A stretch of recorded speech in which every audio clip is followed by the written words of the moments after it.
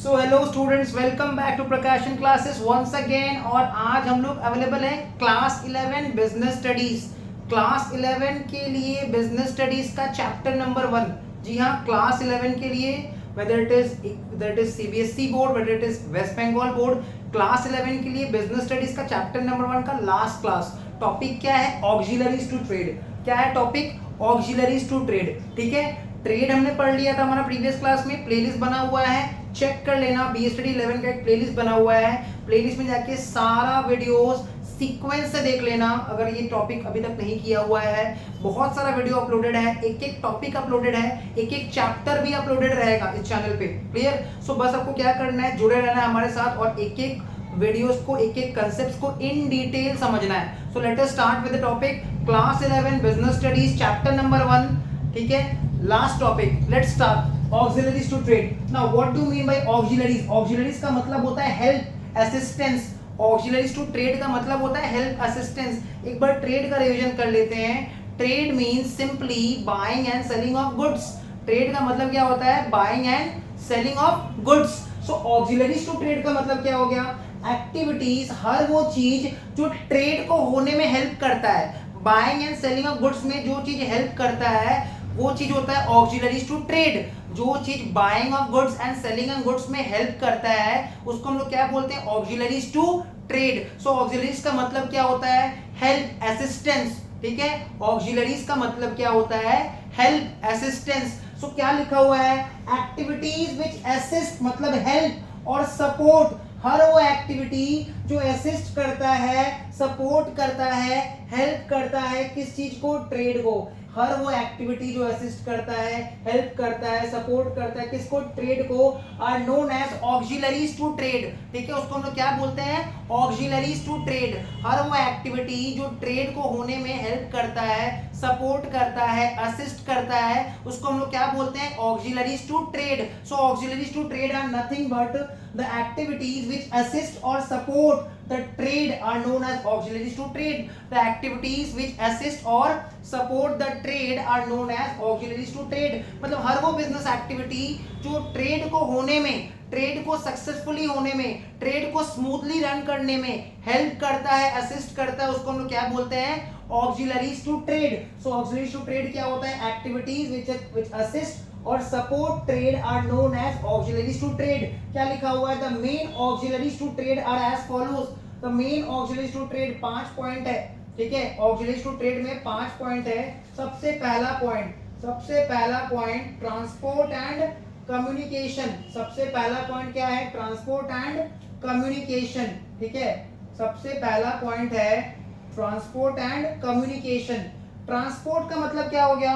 देखो, आज ट्रांसपोर्ट का अवेलेबिलिटी है, ट्रांसपोर्ट सर्विसेज के थ्रू गुड्स बनता एक जगह पे है, उसका प्रोडक्ट, उसका जो डिस्ट्रीब्यूशन है हर जगह होता है। प्रोडक्शन एक जगह हो रहा है बट उसको हम लोग हर जगह डिस्ट्रीब्यूट कर सकते हैं। क्यों? क्योंकि ट्रांसपोर्ट का फैसिलिटी अवेलेबल है। सिमिलरली पैसेंजर्स को एक जगह से दूसरे जगह तक पहुंचाना पॉसिबल है। पैसेंजर्स को हम लोग ट्रांसपोर्ट के थ्रू एक डेस्टिनेशन से दूसरे डेस्टिनेशन तक पहुंचा सकते हैं क्योंकि ट्रांसपोर्ट अवेलेबल है। क्लियर? कम्युनिकेशन मतलब हम लोग इंटरैक्ट कर सकते हैं, कम्युनिकेट कर सकते हैं। ठीक है, क्योंकि कम्युनिकेशन का एक प्लेटफॉर्म बना हुआ है। कम्युनिकेशन करना भी जरूरी है। अगर हम लोग कम्युनिकेशन नहीं करेंगे तो क्या डिमांड है पब्लिक का, कस्टमर्स का क्या डिमांड है, ये पहचान नहीं पाएंगे। तो क्या लिखा हुआ है? Transport and communication. Transport refers to conveyance of raw material. Conveyance मतलब raw material, semi finish goods and finish goods, 3 तरह का स्टॉक होता है। ठीक है, ट्रांसपोर्ट फैसिलिटी क्या करता है? ट्रांसपोर्ट का सर्विस क्या करता है? रॉ मटेरियल, कच्चा सामान, सेमी फिनिश गुड्स मतलब आधा अधूरा बना हुआ सामान, फिनिश गुड्स मतलब कंप्लीटेड गुड्स जो पूरा कंप्लीट है, इन सबको कन्वेयंस करता है, ट्रांसपोर्टेशन करता है, पहुंचाता है, डिस्ट्रीब्यूट करता है। जैसे मान लो रॉ मटेरियल सिर्फ वेस्ट बंगाल में अवेलेबल है, कोई भी ये पेन बनाने के लिए प्लास्टिक लगेगा, ये प्लास्टिक कहाँ अवेलेबल है? सिर्फ वेस्ट बंगाल में। ठीक है, तो इसको अलग अलग पार्ट्स ऑफ इंडिया में पहुंचाना पड़ेगा। क्लियर? इसको अलग अलग पार्ट्स ऑफ इंडिया में पहुंचाना पड़ेगा, डिस्ट्रीब्यूशन करना पड़ेगा। इसके लिए हमको ट्रांसपोर्ट फैसिलिटी का रिक्वायरमेंट चाहिए। तो क्या लिखा हुआ है? Transport refers to conveyance of raw material, semi finish goods and finish goods and passenger. Transport refers to conveyance of raw material, semi finish goods and finish goods and passenger from one place to another. Transport का काम क्या है? ये convince में help करता है, transportation में help करता है, पहुंचाने में हेल्प करता है। किस चीज को? रॉ मटेरियल को, सेमी फिनिश गुड्स को, फिनिश गुड्स को, एज वेल एज पैसेंजर्स को, from one destination to another, from one place to another. आगे क्या लिखा हुआ है? It overcomes the barrier of distance. Transportation क्या करता है? डिस्टेंस बैरियर को एलिमिनेट करता है। ठीक है, देखो बैरियर का मतलब क्या होता है? जो चीज किसी चीज को रोक रहा है, ठीक है, जो किसी चीज में दुविधा बन रहा है, जो किसी चीज को होने से रोक रहा है, उसको बोलते हैं बैरियर। ठीक है, उसको क्या बोलते हैं? बैरियर्स बोलते हैं। क्लियर? जैसे देखो स्मार्टफोन में पबजी, ये एक बैरियर है, बैरियर टू स्टडी। पढ़ाई करते समय आपको सिर्फ पबजी याद आ रहा है, that is barriers to study. Clear? So it overcomes the barrier of distance. मतलब ट्रांसपोर्ट क्या करता है? बैरियर्स ऑफ डिस्टेंस को एलिमिनेट करता है। क्लियर? जैसे सपोज आज कोई प्रोडक्ट सिर्फ वेस्ट बंगाल में बन रहा है, तो भाई ऑल ओवर इंडिया उसको पहुंचाना पड़ेगा। दिल्ली में, महाराष्ट्र में, राजस्थान में, चेन्नई में, all over the parts of India उसको पहुंचाना पड़ेगा, डिस्ट्रीब्यूशन करना पड़ेगा। तो ट्रांसपोर्ट का फैसिलिटी रहेगा तभी तो ये डिस्टेंस बैरियर एलिमिनेट हो पाएगा। अगर ट्रांसपोर्टेशन का फैसिलिटी नहीं होता, रोडवेज या फिर ये रेलवेज नहीं होता, तो ऑब्वियसली जो गुड्स का ट्रांसपोर्टेशन है, जो गुड्स का डिस्ट्रीब्यूशन है, वो बहुत ही ज्यादा लेंदी प्रोसेस हो जाता, बहुत ही तकलीफ होता, बहुत ही कठिनाई हो जाता। क्लियर? समझ में आ रहा है? It overcome the barrier of distance and creates place utility, and creates place utility. तो देखो ट्रांसपोर्टेशन क्या हेल्प करता है? It helps to overcome the distance of the barrier, it helps to overcome the distance of barrier and it creates place utility. आज देखो transportation का facility है, इसलिए प्रोडक्ट बन रहा है सिर्फ वेस्ट बंगाल में। सपोज ये पेन बन रहा है, इसका प्रोडक्शन हो रहा है वेस्ट बंगाल में, पर ये ऑल ओवर इंडिया इसका मार्केटेबल है, इसका मार्केट ऑल ओवर इंडिया है, इसका जो कंज्यूमर्स है वो ऑल ओवर इंडिया अवेलेबल है, और ये हर मार्केट में भी अवेलेबल है ऑल ओवर इंडिया। क्यों? Just because of transportation facility. Transportation facility क्या हेल्प करता है? प्रोडक्शन हो रहा है सपोज वेस्ट बंगाल में, उसके बाद महाराष्ट्र में, दिल्ली में, चेन्नई में, हर जगह इसका कंज्यूमर्स अवेलेबल है, गोवा में, क्लियर? हर जगह इसका कंज्यूमर्स अवेलेबल है, और हर मार्केट में, हर स्टेट में, हर सिटी में ये प्रोडक्ट अवेलेबल है, just because of transportation. Because transportation eliminates, it overcomes the barriers of distance and creates place utility. Communication क्या काम करता है? Communication facilities such as postal services. Postal services मतलब जैसे मान लो स्पीड पोस्ट, रजिस्टर्ड पोस्ट, ठीक है, हम लोग जो लेटर वेटर पोस्ट करते हैं, ठीक है, तो कम्युनिकेशन में हेल्प करता है। आपने लेटर लिखा है कोई अपने रिलेटिव को जो दूसरे स्टेट में रहता है, so it helps to communicate the letters, helps to postal services helps to communicate. Telephone etcetera, telephone के थ्रू हम लोग एक स्टेट में बैठे बैठे दूसरे स्टेट में या फिर आउटसाइड इंडिया या फिर इंडिया में कहीं भी किसी से भी बात कर सकते हैं, कम्युनिकेशन कर सकते हैं। तो कम्युनिकेशन क्या फैसिलिटी प्रोवाइड करता है? Communication facilities such as postal services, telephone etcetera are also necessary so that producers, ठीक है, प्रोड्यूसर्स, ट्रेडर्स एंड कंज्यूमर्स में exchange information with one another. ठीक है, तो पोस्टल सर्विसेज है, टेलीफोन सर्विसेज है, ये सब नेसेसरी है so that producers, consumers, traders ये आपस में इंफॉर्मेशन शेयर कर पाए। आपको प्रोडक्ट समझ में नहीं आया, आपको प्रोडक्ट अच्छा नहीं लगा, तो आपको कंप्लेन करना पड़ता है प्रोडक्ट के बारे में। क्लियर? तो आप कंप्लेन कैसे करेंगे?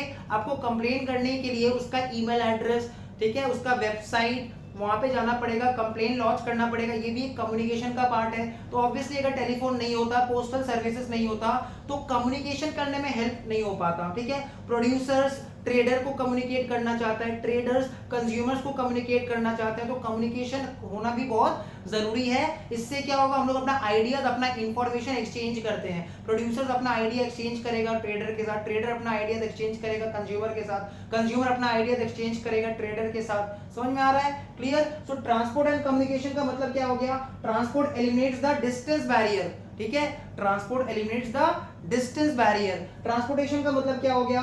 Transport refers to conveyance of raw material, semi finished goods and finished goods and passengers. Transportation में क्या क्या चीज का कन्वेयंस है, क्या क्या चीज हम लोग पहुंचाते हैं, डिस्ट्रीब्यूट करते हैं, ट्रांसपोर्टेबल बनाते हैं, उसमें आता है raw material, semi finished goods and finished goods as well as passengers from one place to another. Transportation के कारण क्या क्रिएट होता है? प्लेस यूटिलिटी क्रिएट होता है। और क्या हम लोग ओवरकम कर जाते हैं? कौन सा बैरियर को ओवरकम कर जाते हैं? Barriers to distance. ठीक है, it overcomes the barriers to distance. तो क्वेश्चन एग्जाम में आ सकता है, which Auxiliaries to trade eliminates the barriers to distance. तो answer will be transport. Transport है, transport क्या करता है? It eliminates the barriers of distance and creates place utility. Communication facilities such as postal services, telephone, etc. are also necessary so that producers, traders and consumers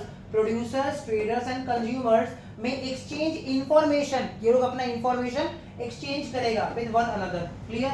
Next आता है auxiliaries to trade में warehousing. Where housing का मतलब क्या होता है? देखो, finish goods का प्रोडक्शन हो गया, वो बन गया, उसको एक जगह स्टोर करके रखना पड़ेगा। फिनिश गुड्स को सही से एक जगह स्टोर करके रखना पड़ेगा, उसका एक प्रॉपर गोडाउन बनाना पड़ेगा। समझ में आ रहा है? फिनिश गुड्स को एक जगह स्टोर करके रखना पड़ेगा, उसका एक प्रॉपर गोडाउन बनाना पड़ेगा ताकि वो बारिश में भीगे नहीं, उस पर डायरेक्ट कोई सनलाइट ना लगे, चोरी ना हो जाए, उसको प्रोटेक्ट करना पड़ेगा। तो फिनिश गुड्स को प्रोटेक्ट करने के लिए, इसको स्टोर करके रखने के लिए हम लोग क्या बनाते हैं? वेयर हाउसेस बनाते हैं। क्लियर? हम लोग वेयर हाउसेस बनाते हैं जो कि एक तरह का गोडाउन होता है। It is a kind of godown. Clear? तो वेयर हाउस का मतलब क्या होता है? Warehouse helps the businessman to overcome the problem of storage. ठीक है? किस चीज, कौन सा प्रॉब्लम से ओवरकम करने में हेल्प करता है? Problem of storage. जैसे मान लो आपने बहुत सारे यूनिट्स प्रोडक्शन कर लिया, ये पेन हमने 1 करोड़ यूनिट बना लिया, 1 करोड़ पीस हमने ये पेन बनाया है। ठीक है? अभी मार्केट में इसका डिमांड सिर्फ 40 लाख है, 40 लाख यूनिट्स। तो बाकी का जो 60 लाख है वो हम वेयर हाउस में रखेंगे ताकि फ्यूचर में जब डिमांड होगा तब वेयर हाउस से निकाल के मार्केट में बेचेंगे। समझ में आ रहा है? तो हमने अगर प्रोडक्शन ज्यादा कर लिया तो उसको हमको स्टोर कर रखना पड़ेगा। हम लोग गुड्स को कहाँ स्टोर कर रखते हैं? वेयर हाउसेज में। ठीक है? वेयर हाउस क्यों बनाते हैं? ताकि जो गुड्स हमने मैन्युफैक्चरिंग किया है, प्रोडक्शन किया है, उसको हम लोग प्रॉपर तरह से स्टोर करके रख सकें। तो क्या लिखा हुआ है? Warehouses help the businessman to overcome the problem of storage. These are constructed keeping in mind nature of goods. जिस तरह का गुड्स है उस तरह का वेयर हाउस बनाना पड़ेगा।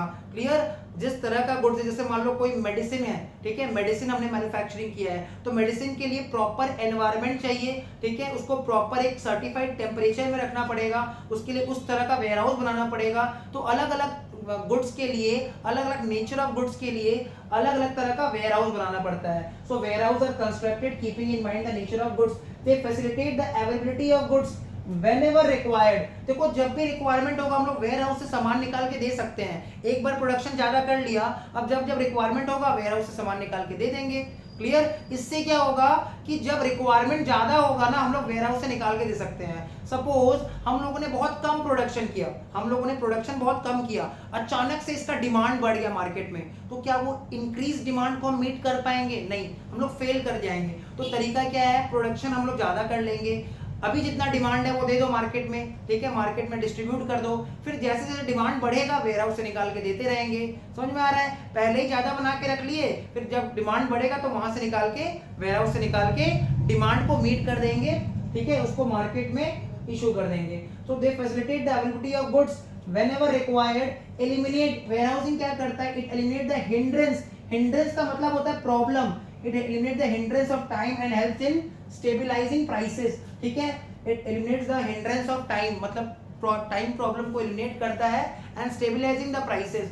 सपोज कोई चीज का अचानक से डिमांड बढ़ गया, ठीक है, मास्क का, सैनिटाइजर्स का डिमांड बढ़ गया था कोविड के टाइम पे, तो अगर मान लो अगर उसका प्रोडक्शन बहुत ज्यादा नहीं हुआ रहता तो ऑब्वियसली उसका प्राइसेस बढ़ जाता, और अगर ऑलरेडी वो प्रोड्यूस्ड है, ऑलरेडी उसका प्रोडक्शन हो रखा है, तो बस वेयर हाउस से निकाल के देना है, तो प्राइसेस नहीं बढ़ेगा। तो प्राइसेस को स्टेबल रखने में हेल्प करता है वेयर हाउस। क्या करता है? प्राइसेस को स्टेबल रखने में हेल्प करता है। नेक्स्ट आता है पॉइंट नंबर 3 में, ऑक्सिलरीज टू ट्रेड में बैंकिंग एंड फाइनेंस। देखो, बैंकिंग एंड फाइनेंस का काम क्या है? बैंक क्रेडिट फैसिलिटी प्रोवाइड करता है, फंड प्रोवाइड करता है बिजनेसमैन को, लोन प्रोवाइड करता है। बिजनेस करने के लिए पैसा चाहिए, तो बिजनेस करने के लिए जो पैसा चाहिए वो पैसा कौन प्रोवाइड करेगा? इतना ह्यूज फाइनेंस कौन प्रोवाइड करेगा?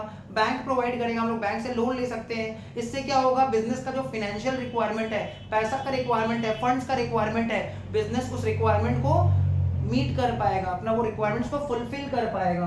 समझ में आ रहा है? So banks and financial institutions provide credit facility. Banks और फाइनेंशियल इंस्टीट्यूशन क्या करता है? क्रेडिट फैसिलिटी प्रोवाइड करता है, लोन प्रोवाइड करता है। ठीक है? लोन प्रोवाइड करता है। To provide finance for smooth flow of the business, ठीक है, ताकि बिजनेस एनवायरनमेंट स्मूथली चलता रहे। आज मेरे पास बिजनेस में अगर पैसा नहीं रहेगा तो बिजनेस करना पॉसिबल नहीं है, तो पैसा रहेगा तभी हम लोग बिजनेस एक्टिविटी स्मूथली रन कर पाएंगे, सारा बिजनेस ऑपरेशंस को स्मूथली चला पाएंगे। तो बिजनेस ऑपरेशन का स्मूथली चलाना है तो obviously we need a lots of money and these funds will be ultimately provided by the banks, ठीक है, in the form of loans. We can take loans from the banking environment, ठीक है। Bank help business to overcome the problem of funds. तो business का भाई problem है, fund नहीं है, रुपया नहीं, तो भाई बैंक से लोन ले लो, इजीली लोन अवेलेबल है at low rate of interest, nominal rate of interest, loan available है। इससे क्या होगा, फंड्स का जो दिक्कत था ना, बिजनेस में जो फंड्स का दिक्कत था वो एलिमिनेट हो जाएगा, वो प्रॉब्लम सॉल्व हो जाएगा, ठीक है। And eliminate the hindrance of finance, मतलब हिंड्रेंस मतलब प्रॉब्लम। सो फाइनेंस का प्रॉब्लम था ना बिजनेस में, वो एलिमिनेट हो गया, ठीक है। तो फाइनेंस का प्रॉब्लम था बिजनेस में, वो एलिमिनेट हो गया। तीन टॉपिक हमने कवर कर लिया ऑक्सिलरीज टू ट्रेड में। पहला था ट्रांसपोर्ट एंड कम्युनिकेशन, दूसरा था वेयर हाउसिंग, तीसरा था banking and finance. Coming to the fourth part, insurance. देखो भाई बिजनेस एनवायरनमेंट ना बहुत ज्यादा ही डायनामिक है, ठीक है। बिजनेस एनवायरनमेंट बहुत ज्यादा डायनामिक है, कभी भी कोई भी लॉस हो सकता है। अचानक से मेरा गोडाउन में आग लग गया, ठीक है, अचानक से मेरा गुड्स चोरी हो गया, ठीक है, कुछ भी हो सकता है। तो भाई लॉस कभी भी हो सकता है, तो इस लॉस से बचने के लिए हम लोग क्या करते हैं ना, इंश्योरेंस करवाते हैं। इस लॉस से बचने के लिए हम लोग क्या करते हैं, इंश्योरेंस करवाते हैं। जैसे मेरे ट्यूशन सेंटर में एसी लगा हुआ है, हमने अपना एसी का इंश्योरेंस करवा के रखा है। मान लेते हैं कि हर साल हम लोग इंश्योरेंस कंपनी को 500 रुपया इंश्योरेंस प्रीमियम पे करते हैं। एवरी ईयर वी पे इंश्योरेंस कंपनी ₹500, ठीक है। हर साल हम लोग इंश्योरेंस कंपनी को 500 रुपया इंश्योरेंस प्रीमियम पे करते हैं, इंश्योरेंस प्रीमियम पे करते हैं हर साल हम लोग इंश्योरेंस कंपनी को 500 रुपया इंश्योरेंस का प्रीमियम पे करते हैं। एक अमाउंट हम लोग पे करते हैं, किसको, इंश्योरेंस कंपनी को। कितना पे करते हैं, 500 रुपया। कब कब पे करते हैं, हर साल, ठीक है। इसके बदले में इंश्योरेंस कंपनी ने मुझे प्रॉमिस किया है कि अगर फ्यूचर में ये एसी अगर ब्लास्ट हो जाए, कोई एक्सीडेंट हो जाए, तो कंपनी हमको 20,000 तक का लॉस से सेवगार्ड करेगा, 20,000 तक का हमको कंपनसेशन देगा, ठीक है।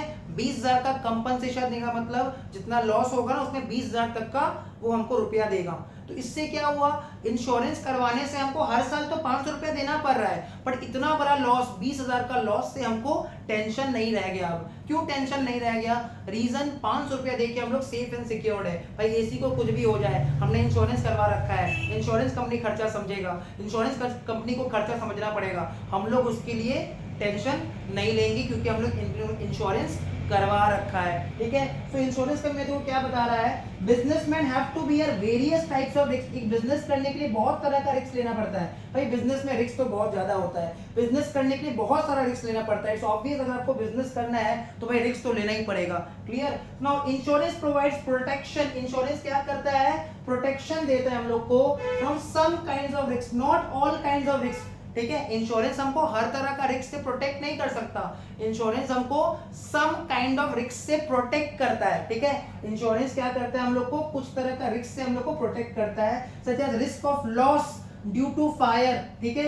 अगर हमारा गोडाउन में आग लग जाए सडनली और सारा स्टॉक जल जाए, तो भाई करोड़ों रुपए का सामान रखा हुआ है स्टॉक में, है ना, गोडाउन में करोड़ रुपए का स्टॉक रखा हुआ है, तो भाई सब सामान जल जाएगा। उससे अच्छा हम एक काम करते हैं, हर साल हम इंश्योरेंस कंपनी को 10,000 रुपया इंश्योरेंस प्रीमियम पे करेंगे। हमने क्या सोचा, हम हर साल इंश्योरेंस कंपनी को 10,000 का इंश्योरेंस प्रीमियम पे करेंगे। इसके बदले इंश्योरेंस कंपनी मेरा 1 करोड़ रुपए का जो स्टॉक है उसको सेफगार्ड करेगा। कैसे सेफगार्ड करेगा, अगर अचानक आग लग भी जाता है तो इंश्योरेंस कंपनी हमको 1 करोड़ रुपया दे देगा, ठीक है, या फिर 1 करोड़ रुपए का सामान खरीद के दे देगा। आ रहा है समझ में, क्लियर। इसको बोलते हैं इंश्योरेंस, क्लियर। तो इंश्योरेंस क्या करता है, सारा रिस्क कवर करता है क्या, नहीं। Insurance provides protection from some kinds of risks, such as risk of loss due to fire, theft, ठीक है। अचानक मेरा गोडाउन में से सामान चोरी हो गया, अगर हमने इंश्योरेंस करवा रखा है तो हमको टेंशन नहीं है, इंश्योरेंस कंपनी समझेगा, इंश्योरेंस कंपनी जितना भी नुकसान हुआ है उतना रुपया हमको दे देगा, प्रोवाइडेड हमको उसके बदले इंश्योरेंस कंपनी को इंश्योरेंस का प्रीमियम पे करना पड़ेगा, ठीक है। इंश्योरेंस का प्रीमियम पे करना पड़ेगा। कोई भी तरह का एक्सीडेंट, ठीक है, कोई भी तरह का एक्सीडेंट से हम लोग को बचाता है इंश्योरेंस, ठीक है। Businessman have to pay a nominal मतलब मामूली सा, ठीक है, छोटा मोटा, नन्ना मुन्ना, ठीक है। Business have to pay a nominal amount of premium, छोटा मोटा प्रीमियम पे करना पड़ता है। देखो ना, मेरा एग्जांपल हमने तुमको दिया था, मेरे पास एसी है, हम हर साल इसका 500 रुपया का इंश्योरेंस प्रीमियम पे करते हैं, हर साल इसका 500 रुपया का इंश्योरेंस प्रीमियम पे करते हैं और रिलैक्स रहते हैं। भाई एसी में कुछ भी होगा हमको नहीं समझना है, इंश्योरेंस कंपनी समझेगा। एसी ब्लास्ट हो गया, एसी खराब हो गया तो इंश्योरेंस कंपनी पैसा देगा, समझ में आ रहा है। एसी चोरी हो गया, इंश्योरेंस कंपनी पैसा देगा, 20,000 रुपया तक देगा, ठीक है। जितना नुकसान है उतना सब इंश्योरेंस कंपनी समझेगा। हम लोग उसके बदले क्या पे कर रहे हैं, सिर्फ 500 रुपया पे कर रहे हैं पूरा साल में। तो ये क्या है, 500 रुपया जो हम पे कर रहे हैं इंश्योरेंस का प्रीमियम है। This is insurance premium, clear. Businessman have to pay a nominal amount of premium and in return, उसके बदले में दे गेट कॉम्पनसेटेड, उनको क्या मिलता है, मुआवजा मिलता है, कंपनसेशन मिलता है फॉर द लॉस इनकर्ड। अगर कोई लॉस होगा, अगर कोई डैमेज होगा तो हमको वो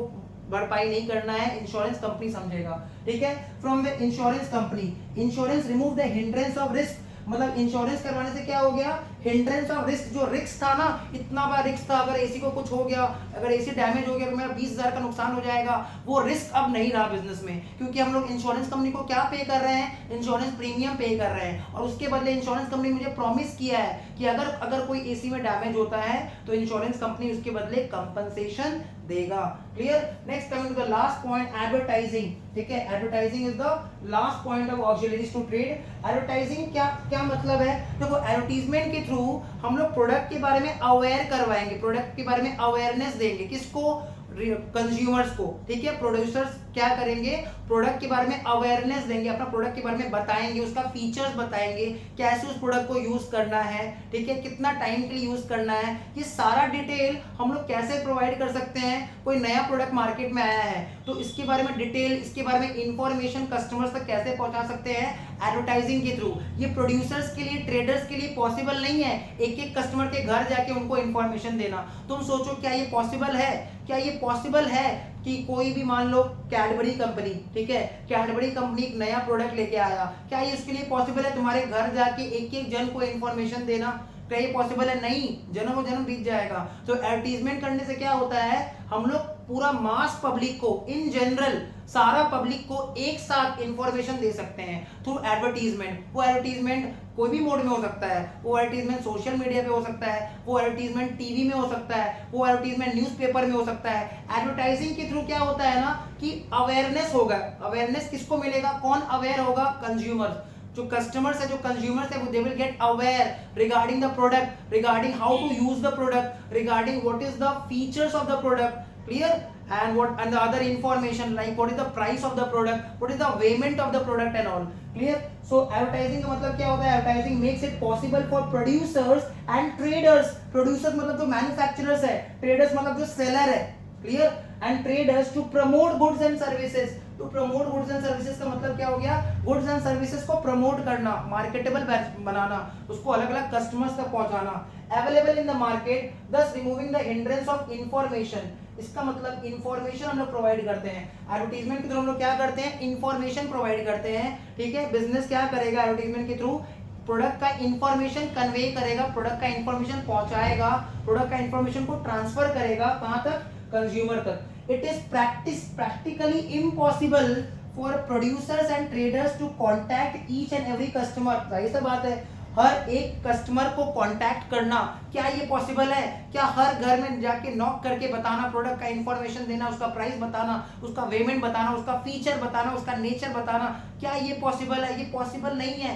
it is practically impossible for the producers and traders, ठीक है। प्रोड्यूसर्स एंड ट्रेडर्स चाह के भी एक एक कस्टमर से कॉन्टैक्ट नहीं कर सकते। तो एडवर्टीजमेंट एक तरीका है, it is a way out to convey the information regarding the product. जो भी प्रोडक्ट का इंफॉर्मेशन है उसको मास पब्लिक तक इन जनरल पहुंचाने का एक तरीका है, ठीक है। Advertising helps in providing information, advertisement से इंफॉर्मेशन प्रोवाइड करते हैं हम लोग अबाउट द गुड्स अवेलेबल, कि वो मार्केट में अवेलेबल है, आप ले सकते हैं, खरीद सकते हैं, उसका फीचर्स बताते हैं हम लोग, प्राइस बताते हैं, etcetera, and inducing customers to buy particular item. मतलब ये सब बताने के बाद उनको हम बोलते हैं कि एक बार खरीद के देखिए, एक बार इस्तेमाल करके देखिए, ठीक है, अच्छा लगेगा आपको। मतलब उसके बारे में हम लोग कस्टमर्स को एक तरह से स्लाइटली फोर्स करते हैं, ठीक है, स्लाइटली फोर्स करते हैं कि वो एक बार इस प्रोडक्ट को यूज करके देखे कि इतना अच्छा प्रोडक्ट है। मतलब कस्टमर को एक तरह से हम लोग इन्फ्लुएंस करते हैं, ठीक है, थ्रू एडवर्टीजमेंट लोग कस्टमर को क्या करते हैं, इन्फ्लुएंस करते हैं, influencing the customers, inducing the customers to buy the particular